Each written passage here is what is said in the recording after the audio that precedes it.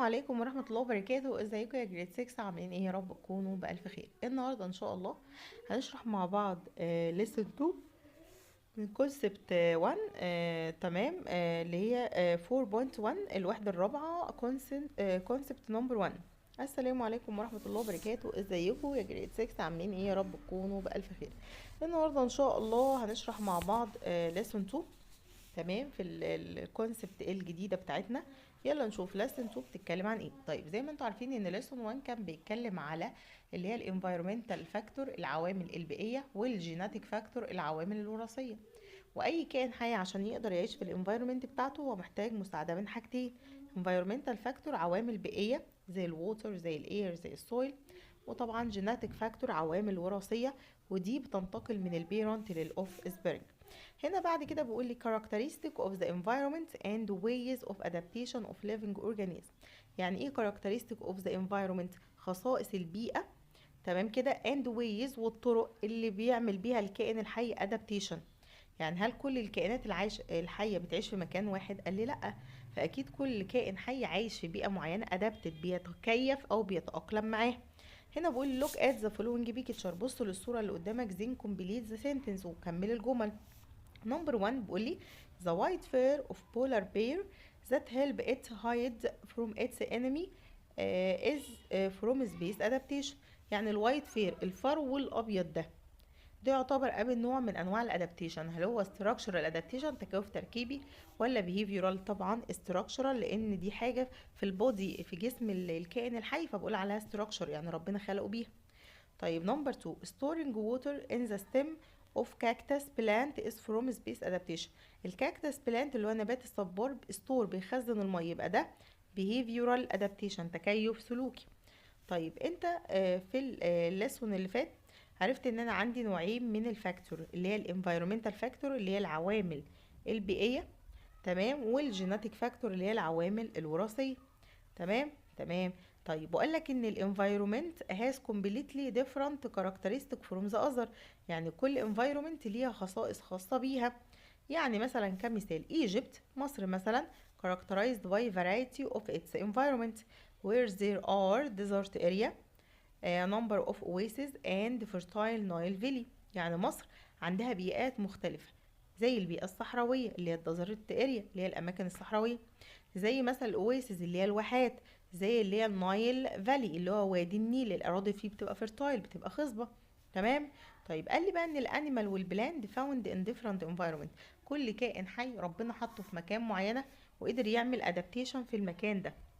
يعني مثلا اول نوع من الليفنج اورجانيزم اللي عندها structural adaptation تكيفات تركيبيه، يعني حاجات ربنا خلقها بيها هتساعدها ان هي تعيش في الانفايرمنت، في البيئه بتاعتها. اول حاجه الامبيرور بينجوين، اللي هو البطريق الامبراطور. امبيرور بينجوين، امبيرور يعني الامبراطور، يبقى الامبيرور بينجوين اللي هو البطريق الامبراطور. اول حاجه انا عايزه اعرف الانفايرمنت او الهابيتيت، يعني هو عايش فين حته. قال لي اول حاجه هو عايش في الانتاركتيكا، تمام، ودي بولار اريا، منطقه قطبيه، يعني التمبريتشر فيري لو، درجه الحراره منخفضه. طيب ايه هو الاستراكشرال ادابتيشن او الفيزيكال ادابتيشن؟ التكيف التركيبي، الحاجات اللي ربنا اداها له عشان يحافظ على جسمه وورم دافي في درجات الحراره اللي هي المنخفضه.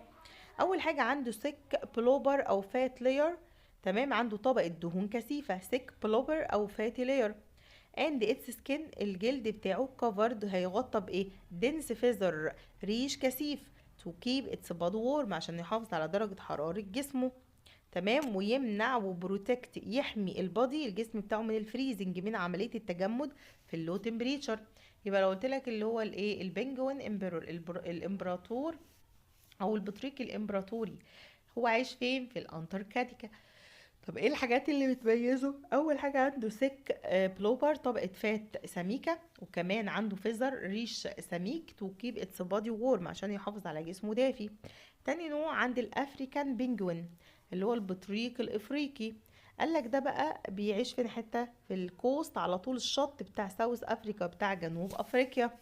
تمام. قالك around each eye حوالين كل عين من عيونه it has a circle of skin that doesn't have any feather completely. طيب هقول لك دايما لو بصيت للي هو الافريكان بينجوين اللي هو البطريق الافريقي، هتلاقي حوالين العين بتاعته دايره ما فيهاش اي فزر، يعني خاليه من الشعر او الريش او اي حاجه خالص. طب ليه؟ قال لك هيلب اتس بودي، تساعد جسمه تو كول فاست، ان هو جسمه يبرد، لان هو عايش اصلا في اماكن التمبريتشر درجه الحراره بتاعتها مرتفعه، فعايز يحافظ دايما على البودي بتاعه كول. يعني ايه كول؟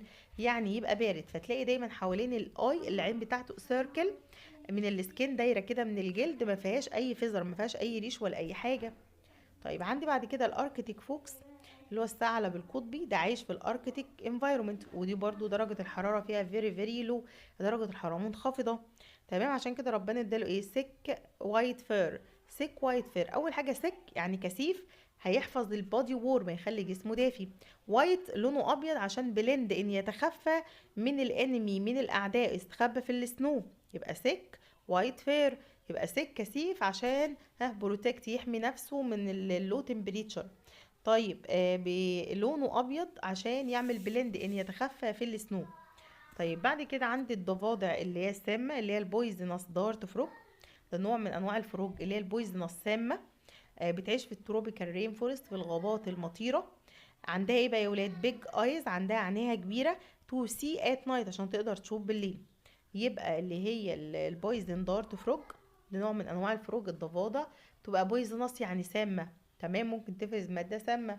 تمام، فقال لك اللي هي البويزنس دارت فروج بيتميز ايه اللي ربنا اداهولها؟ بيج اي، عيون كبيره، هتساعدها سي ات نايت، تشوف بالليل.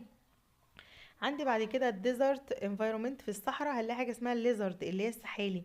السحالي دي بقى اهم ما يميزها ان البادي بتاعها، الجسم بتاعها متغطي بساندي كولر سكيل، بقشور عامله زي الرمل، تو بلند ان، عشان تتخفى في الساند وتحمي نفسها من البريديتور وكمان الهاي تمبريتشر. يبقى هي دايما بتعيش ما بين الصخور، بتحاول تدور على اماكن شادد اريا، اماكن فيها ظل، عشان تتحمل درجات الحرارة المرتفعة. وفي الاخر طبعا الجسم بتاعها متغطي بساند سكيل، قشور كده عاملة زي لون الرمل، عشان تساعدها تمام ان هي تتخفى في الديزرت، في الانفايرومنت. خلاص. طيب لما بيقول لي بعد كده give reason، الافريكان penguin has a circle of skin that doesn't have any feather around each of its eye. ليه البطريق الافريقي الجلد بتاعه حوالين العين ما فيهوش ولا شعره؟ تمام، قال لي to help its body cool fast at high temperature، عشان تساعده ان الجسم بتاعه يفقد درجة الحرارة بسرعة. طيب الامبيرور بنجوين، اللي هو البطريق الامبراطور، عنده سيك بلوبر، طبقة فات سميكة، to keep its body warm واند بريفنت فريزنج، ويحمي نفسه من الفريزنج اللي هو التجمد. طيب تعالى نشوف صن بلانت بقى، بعض النباتات ربنا اداها ايه. هنا بقول structural adaptation in plant، التكيف التركيبي في النباتات، يعني النباتات ربنا اداها ايه عشان تقدر تعيش. قال لي large part of the Egyptian western desert، معظم مساحة مصر الغربية اللي هي الصحراء يعني الغربية، تمام، have little plant، عندها كمية نباتات قليلة. but if they exist they can adapt to hard condition، لكن لو النباتات دي موجودة تقدر تتحمل الظروف المناخية القاسية. يعني اديني كده امثلة للحاجات اللي عايشة في الصحراء. عندي الاكيجيا تري، اشجار الصمت، والبالم اللي هو النخل، وعندي اللي هي الاوبتينيا اللي هو التين الشوكي، وسبيني شرابس، دي حاجات كده بيبقى فيها اشواك، وعند الجراسز اللي هي الاعشاب. كل الحاجات دي بتنمو في الديزرت. طيب تعالى نشوف بقى الكائنات الحية ازاي بتتأقلم على نقص المية. اول حاجة most of these plant، معظم النباتات بتتميز بايه؟ اول حاجة السايز، الحجم بتاعها، هل تفتكروا الحجم كبير ولا صغير؟ قالك most of them are usually small and herbal، معظم النباتات قصيرة، يعني عبارة عن herbal أعشاب، العشب ده ما بيطولش قوي، وبتبقى صغيرة. يبقى أول حاجة السايز بتبقى small and herbal، أعشاب مش حاجات طويلة. طيب الروتس، الجذر، قال الروتس بتبقى short extended near the surface، يعني قصيرة وممتدة ناحية السيرفس، ناحية السطح، to draw any available water أو to absorb، عشان تمتص أي available water يعني أي مية متاحة. طيب بعد كده الليفز، الأوراق، قالك الأوراق عندها سك ليفز، اللي هي ورقة غليظة عشان تأمن لها مستقبلها. سك ليفز يعني ورقة سميكة، تو ستور ووتر عشان تخزن المية. طيب الاستم بقى، الجذع بتاعنا، قال الاستم عنده ايه يا ولاد؟ بيبقى سك سميك، تو ستور ووتر برضو عشان يخزن الووتر. some of them have thorn. بعض الستيم بيبقى عندها ثورن أشواك. تمام. on their stem to keep away herbivores، عشان تمنع أكلات العشب اللي هي الحاجات اللي بتغذى على النباتات ان هي تيجي وتاكلها. يعني هي بتعمل بروتكشن، بتحمي نفسها. يبقى السبان او السورس اللي هي السورنز اللي هي الاشواك بتحمي الليفينج اورجانيز من ان اي من انيمالز تاني، حيوان تاني يجي ياكله. هنا بقول لي when the rain fall in desert some plant reach the flowering stage quickly as produce seeds that can live for a long time to adapt the shortage of rainfall. هنا بقول لي مثلا النباتات اللي هي الصحراوية اللي بتنمو في الصحراء تحمل الظروف القاسية. قال لي بمجرد ما الرين بتسقط، يعني الامطار بتسقط في الصحراء، قال لي في بعض البلانتس بتوصل لمرحله الفلاورنج اللي هو تفتح الازهار، بتبقى كويكلي، بتبقى بسرعه جدا، فبتديني معظم السيد البذور. تمام. ذات كان ليف اللي ممكن تعيش فور لونج بيريود اوف تايم، حتى لو كان الرينفول المطره بتاعتي شورتج يعني قليله. طيب بعد كده بيقول لي put true or false، هنحط صح وغلط.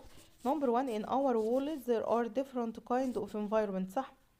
طيب number two most of animal which live in arctic environment have dark thin fur. معظم الحيوانات اللي بيعيش في الاركتيك اللي هي الاماكن اللي هي القطبية عندها dark fur لونه غامق، لا white. number three some desert plant have thick stem to store water. صح.